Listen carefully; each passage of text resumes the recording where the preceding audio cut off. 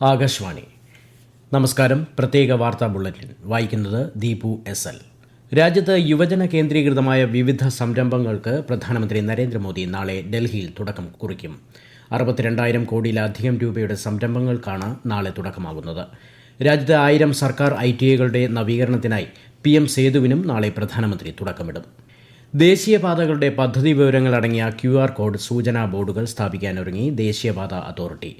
ദേശീയപാതകളെക്കുറിച്ച് പ്രത്യേക വിവരങ്ങൾ നൽകുന്നതിന് പുറമെ അടിയന്തര സഹായ വിവരങ്ങളും പ്രാദേശിക വിവരങ്ങളും ലഭ്യമാക്കി റോഡ് സുരക്ഷ വർദ്ധിപ്പിക്കാനും QR കോഡ് സൂചനാ ബോർഡുകൾ സഹായിക്കും. സ്വകാര്യ റേഡിയോ പ്രക്ഷേപകർക്കായി ഡിജിറ്റൽ റേഡിയോ പ്രക്ഷേപണ നയം രൂപീകരിക്കുന്നത് സംബന്ധിച്ച ശുപാർശകൾ പുറത്തിറക്കി telecom regulatory authority of India. Delhi, Mumbai, Kolkata, Chennai എന്നീ 4 A+ കാറ്റഗറി നഗരങ്ങളിലും 9 A കാറ്റഗറി നഗരങ്ങളിലും ഡിജിറ്റൽ റേഡിയോ പ്രക്ഷേപണ സേവനം ആരംഭിക്കുന്നതിനുള്ള നിബന്ധനകളും വ്യവസ്ഥകളും അടിസ്ഥാന തുകയും ശുപാർശയിൽ വ്യക്തമാക്കിയിട്ടുണ്ട്. ദാദാ സാഹേബ് ഫാൽക്കെ പുരസ്കാരം നേടിയ നടൻ മോഹൻലാലിനെ ആദരിക്കുന്ന മലയാളം വാനോളം ലാൽ സലാം പരിപാടി നാളെ തിരുവനന്തപുരത്ത് നടക്കും.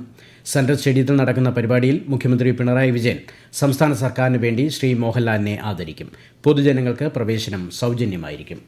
പാലക്കാട് ജില്ലാ ആശുപത്രിയിൽ ചികിത്സാ പിഴവെന്ന് പരാതിയിൽ അന്വേഷണം നടത്തി നടപടി സ്വീകരിക്കാൻ ആരോഗ്യമന്ത്രി വീണ ജോർജ് നിർദ്ദേശം നൽകി. 9 വയസ്സുകാരിക്ക് നൽകിയ ചികിത്സയിൽ പിഴവെന്ന പരാതിയിലാണ് അടിയന്തരമായി നടപടിയെടുക്കാൻ ആരോഗ്യവകുപ്പ് ഡയറക്ടർക്ക് നിർദ്ദേശം നൽകിയത്. കണ്ണൂർ ജില്ലാ ആശുപത്രിയിൽ രോഗികളുടെ കൂട്ടിരിപ്പുകാർക്കുള്ള നൈറ്റ് ഷെൽട്ടർ മന്ത്രി രാമചന്ദ്രൻ കടന്നപ്പള്ളി ഉദ്ഘാടനം ചെയ്തു. ജില്ലാ ആശുപത്രിക്ക് പുതിയ ആംബുലൻസിനായി 18 ലക്ഷം രൂപ അനുവദിച്ചിട്ടുണ്ടെന്ന് മന്ത്രി പറഞ്ഞു. മന്ത്രിയുടെ ആസ്തി വികസന ഫണ്ടിൽ നിന്ന് 50 ലക്ഷം രൂപ ചെലവഴിച്ചാണ് നൈറ്റ് ഷെൽട്ടർ നിർമ്മിച്ചത്. 28ാം ഓണം ആഘോഷിക്കുന്നതിന്റെ ഭാഗമായി ഓണാട്ടുകരയിൽ ഇന്ന് ഓച്ചിറ കാളകെട്ട് ഉത്സവം നടന്നു. അമ്പരചുംബികളായ കാളരൂപങ്ങളുടെ തലയെടുപ്പ് ആസ്വദിക്കാനെത്തിയവരെ കൊണ്ട് പടനിലം ജനസാഗരമായി. 52 കരകളിൽ നിന്നായി 200ഓളം നന്ദികേശ രൂപങ്ങൾ മേളത്തിന്റെ അകമ്പടിയിൽ വൈകിട്ടോടെ പടനിലത്തെത്തി. ഇത്തവണ വനിതാ കൂട്ടായ്മകളും നന്ദികേശ രൂപങ്ങളെ പടനിലത്തേക്ക് നയിച്ചു. വലിയ കാളരൂപങ്ങളെ 2 ദിവസം പടനിലത്ത് പ്രദർശിപ്പിക്കും. ശക്തമായ പോലീസിന്റെ സുരക്ഷയാണ് മേഖലയിൽ ഏർപ്പെടുത്തിയിട്ടുള്ളത്. നവരാത്രി വിഗ്രഹങ്ങളുടെ തിരുവനന്തപുരത്തു നിന്നുള്ള മടക്ക ഘോഷയാത്ര നാളെ രാവിലെ ശ്രീ പത്മനാഭസ്വാമി ക്ഷേത്രത്തിൽ നിന്ന് സരസ്വതി ദേവിയും ആര്യശാല ദേവീക്ഷേത്രത്തിൽ നിന്ന് കുമാരസ്വാമിയും ചെന്തിട്ട ക്ഷേത്രത്തിൽ നിന്ന് 300 നങ്കയും എഴുന്നള്ളി കിള്ളിപ്പാലത്ത് സംഗമിക്കും.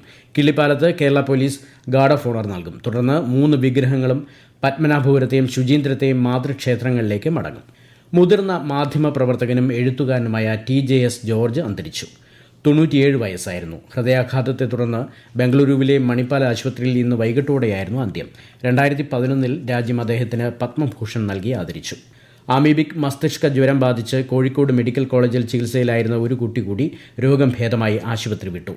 നിലവിൽ 2 കുട്ടികളാണ് ചികിത്സയിൽ തുടരുന്നത്. ഇവരുടെ ആരോഗ്യനില തൃപ്തികരമാണെന്ന് അധികൃതർ പറഞ്ഞു.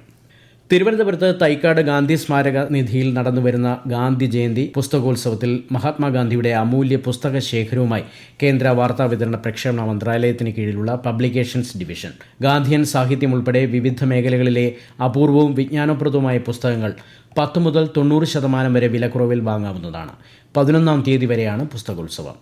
സൂപ്പർ ലീഗ് കേരള ഫുട്ബോളിൽ മലപ്പുറം FCയും തൃശൂർ മാജിക് FCയും തമ്മിലുള്ള മത്സരം മഞ്ചേരി പയ്യനാട് സ്റ്റേഡിയത്തിൽ പുരോഗമിക്കുന്നു.